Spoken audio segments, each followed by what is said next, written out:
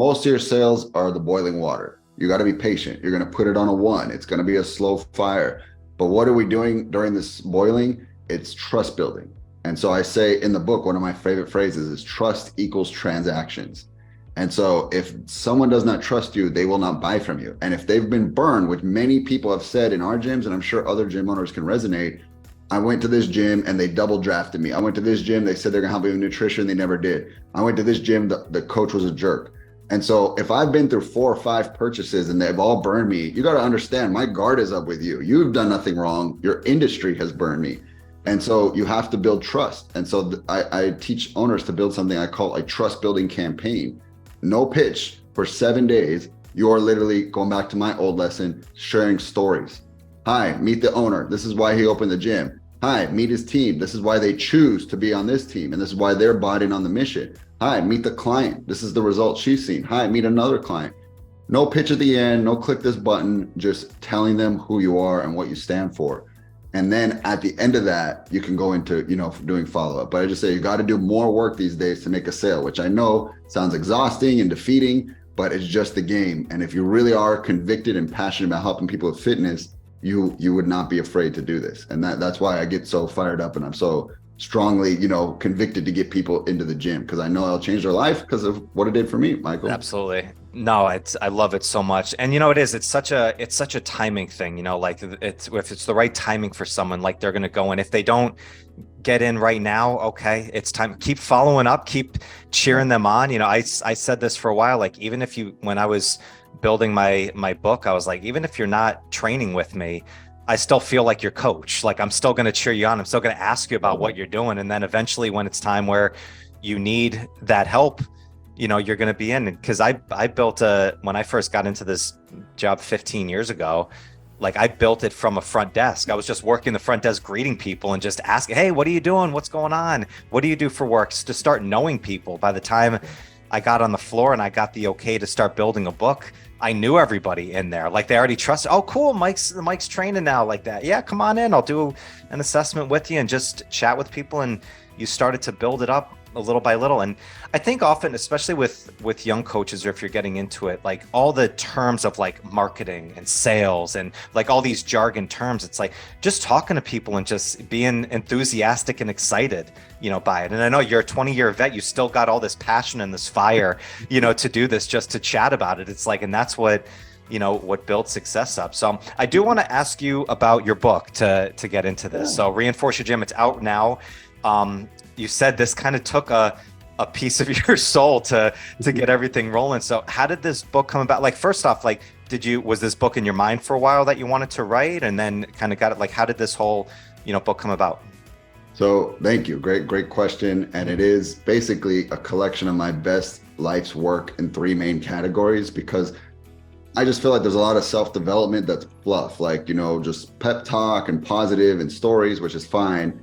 But not enough people give me like actionable stuff I can go and deploy in my business. So this is a combination of both. I will say a story, and then I will give you an actual practical thing you can go take action on immediately and see change in your business.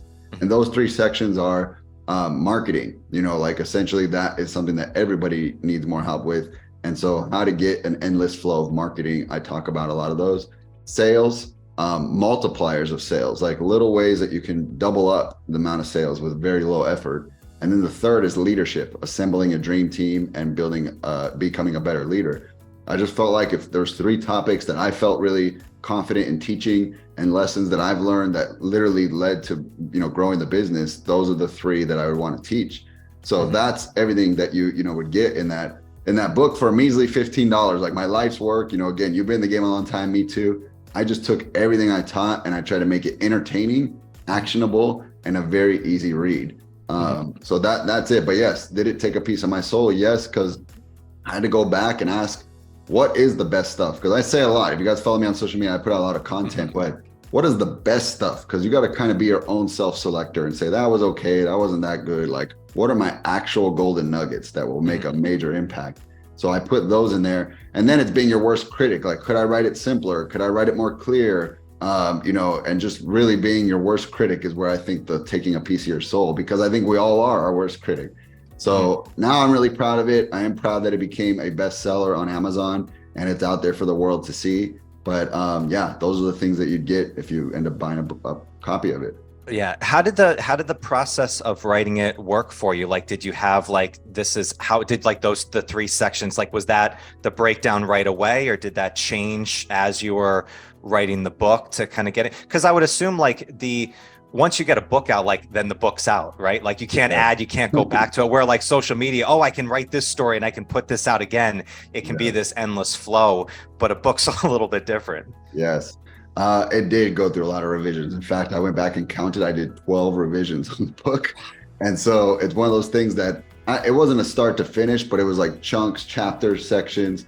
And, there was a lot of stuff that I started writing and I didn't have as much as I thought as I would have to say, and so it challenged me to say, this isn't good enough to be a chapter. We need to, shift gears. So yes, there was a lot of that, but at the end of the day, I think that like anybody that wants to do something, you hire a coach. So I did hire a coach to tell me, how do I do this? How do I make it a bestseller? Because that is a goal. I don't want it to just be another book. I want it to be a best-selling book. Right. How do I get it listed on Amazon? Because I have no idea. I'm just a gym owner. I know about the body and how to get it to lose fat and build muscle. And so I've just learned that is the path to faster success. Do I believe I could have figured it out on my own? Yes. But at this stage of my life, I will pay for speed. And I think a lot of people need to kind of figure out what's more important to them, time or money. And I think, you're giving up one for the other. And so if you want your time back, you're going to have to spend some money. So, if you don't want to do your follow-up, you hire us. You don't want to design your own workouts, you hire a coach. There's a lot, I don't want to change the oil. I'm going to hire a car mechanic. So it's like, these are the things that we can do to get our time back. But if you're willing to sacrifice your time, you'll probably make a little bit more money, but at some point you can also get to burnout, right? And so you got to have that self kind of awareness to say, what am I chasing in this stage of my life? What am I chasing in this department of my life? And, it's okay to embrace that you're willing to spend to get your time back. I think that's a good thing more people need to talk about. Yeah.